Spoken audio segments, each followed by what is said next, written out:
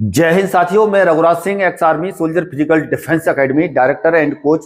दोस्तों, आपका इस वीडियो में स्वागत करता हूं। और आज का जो हमारा टॉपिक है, यानी 5 किलोमीटर रनिंग या 1600 मीटर रनिंग या 10 किलोमीटर रनिंग, आपका कोई भी वर्कआउट है, हर वर्कआउट में ये काम में आने वाला है। यानी वर्कआउट के ऊपर जिसमें जो लिखा हुआ है, यानी all workout tips and tricks के बारे में है। वैसे क्या है, ये वर्कआउट के मामले में टिप्स एंड ट्रिक्स कोई काम नहीं करती है, लेकिन कुछ एक तरीके, जिन तरीकों के हिसाब से यदि आप चलोगे तो मैं बता रहा हूं 100% काम करती है। अगर आप उसके हिसाब से चलेंगे तभी है। तो इसी वजह से मैंने लिखा हुआ है, आपका कोई भी वर्कआउट है, यानी आपका कोई भी रनिंग है, कोई भी इवेंट है, हर चीज में ये काम करेगा यदि आप इसके हिसाब से चलेंगे। मेन पॉइंट है और बिल्कुल साधारण और सिंपल वे में मैंने समझाने की कोशिश करूंगा आपको। पूरा इसमें जो दिया हुआ है और आपको याद भी रहेंगे ये। ऐसा नहीं है कि मैं मतलब बता दूं और क्या कहता है आपको पता ना चले और आपके यहां से सुना और यहां से निकल जाए। बिल्कुल सिंपल वे में थोड़ा सा दिमाग लगाएंगे तो हमेशा ये बातें आपको याद रहेंगी।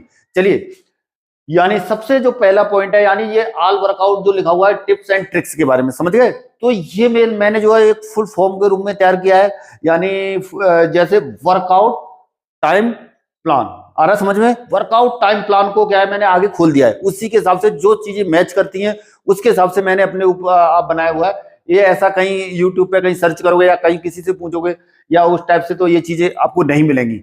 इनसे काफी आपको हेल्प मिलेगी यदि आप जो है इसको फॉलो करेंगे तो। आ जाइए, चलिए, सबसे पहला क्या है, डब्लू। यानी जो यहाँ पे क्या लिखा हुआ है डब्लू, तो यहां से क्या लिखा हुआ है, वर्कआउट टाइम प्लान। नीचे को आ रहा है समझ में? Workout time plan. आगे समझ में? अभी चलो, अभी इसको आगे खोलेंगे, ठीक है ना?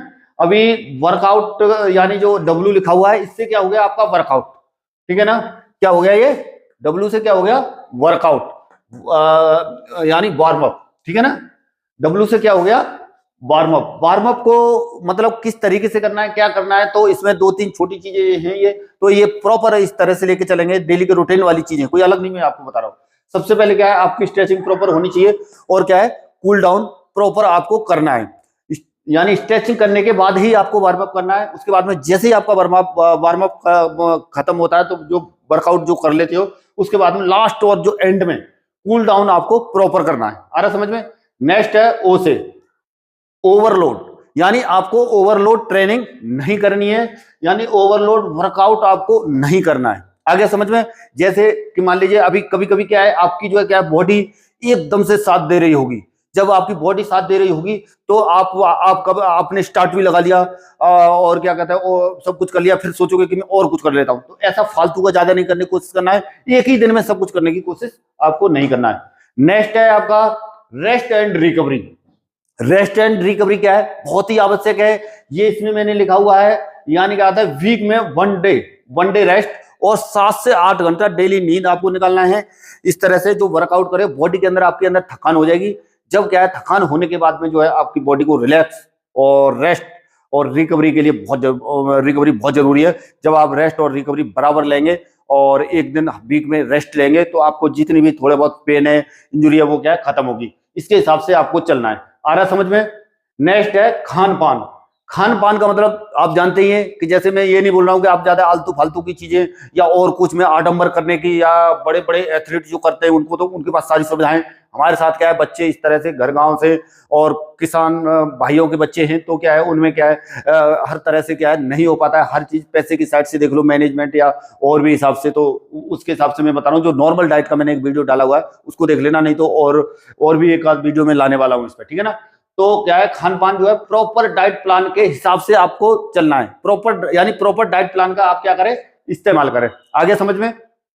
नेक्स्ट अभी क्या है, अभी क्या आ गया, यानी ओ, यानी आउटपुट। ओ से क्या है हमारा आउटपुट। आपका आउटपुट क्या है, ये आप याद कर लेना पूरा। आ रहा समझ में? पूरा प्रॉपर याद कर लेना। यानी पहले क्या था, डब्ल्यू, फिर उसके बाद में ओ, फिर आर, यानी फिर दोबारा से क्या आया है, ये ओ आया है, ठीक है ना? तो ये आउटपुट से क्या है, डेली के वर्कआउट पर विचार करें। यानी जो आप क्या है वर्कआउट कर रहे हैं, तो क्या आपने सही किया है, कितना किया, कितना नहीं किया, अपने दिमाग के अंदर, माइंड के अंदर ये सोचें कि मैंने जो है ये किया है, ये सही किया है और ये गलत तो नहीं है, कि जिस तरह से मुझे करना चाहिए था, जिस तरह से वर्कआउट में दिया हुआ है, उस तरह से मैं कर रहा हूं या नहीं कर रहा हूं। अरे समझ में? नेक्स्ट अभी क्या है, यू आ गया, ठीक है ना? तो अंडरवेट, जो अंडरवेट और ओवरवेट खासतौर पे क्या है, इससे क्या है, अंडरवेट और ओवरवेट। जो बच्चे क्या है अंडरवेट, जिनका वेट कम है, और जो ओवरवेट है जिनका वेट ज्यादा है, उनके लिए है, उसके हिसाब से जो है क्या करना है आपको, यानी जो वर्कआउट है उसके हिसाब से करना है। ये नहीं है कि आपके अंदर बॉडी के अंदर वेट ज्यादा है और ज्यादा एकदम से ट्रेनिंग कर रहे हैं और ज्यादा वर्कआउट करने की कोशिश कर रहे हैं, तो क्या होगा, आपकी बॉडी जो है धीरे धीरे करके क्या होगी, बैठ जाएगी। बैठने का मतलब नीचे की साइड में पूरा बॉडी के अंदर वेट ज्यादा है तो खासतौर पर सिन पेन शुरू हो जाएगा। सिन पेन नहीं होगा, नी पेन शुरू हो जाएगा।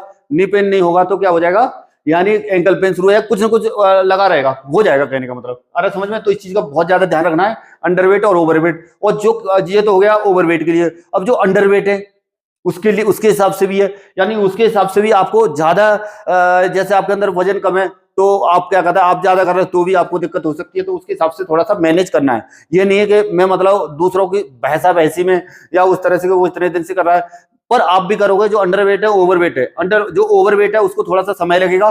समय का मतलब ये है कि थोड़ा सा समय के, जैसे जैसे वेट कम होगा, लॉन्ग रनिंग की तरफ फोकस करेंगे, बाकी चीजों की तरफ फोकस करेंगे, तो वेट जो कम हो जाएगा, फिर बाद में सही करने लग जाओगे।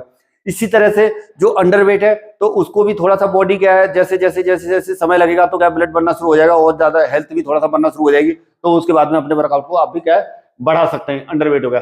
अभी क्या है, टाइम प्लान, यानी टाइम प्लान के हिसाब से वर्कआउट, जो यानी जो आपका जो वर्कआउट जो फॉलो कर रहे हो, जो मेरा ही वर्कआउट फॉलो कर रहे हो या किसी और का भी कर रहे हो, तो उस वर्कआउट के हिसाब से क्या करना है आपको, यानी टाइम प्लान को प्रॉपर फॉलो करना है, तब आपको वर्कआउट करना है। आ रहा समझ में।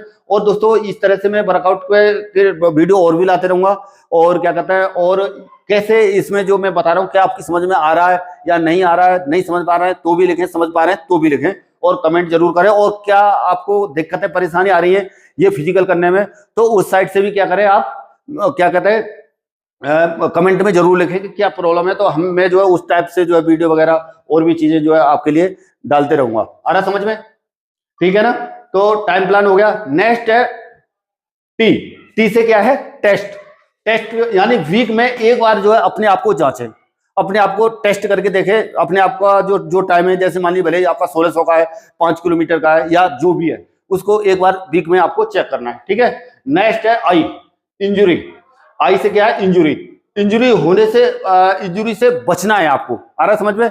इंजुरी से खास तौर पर आपको ज्यादा से ज्यादा क्या करना है, बचाव करना है। ये नहीं है कि मतलब क्या कहते हैं, अभी थोड़ा सा कहीं इंजुरी हो रही है और उसके बाद में आप जो है उसको नेकलेस करते रहे, धीरे धीरे करके क्या है वो बड़ा रूप धारण कर ले, और उसके जो प्रिकॉशन करते हुए वर्कआउट भी करें। जैसे नी पेन वगैरह हो रहा है, थोड़ा बहुत स्टार्ट हो रहा है, तो धीरे धीरे क्या करें, यानी क्या कहते हैं वो, जैसे वो आता है इस तरह से, जैसे क्या आता है नी कैप वगैरह लगा करके करें, और बाकी डाइट प्लान का प्रॉपर फॉलो करें, तभी जो है क्या है वो कम रहेगा और होगा भी नहीं। नेक्स्ट है, यानी क्या कहते हैं, मौसम।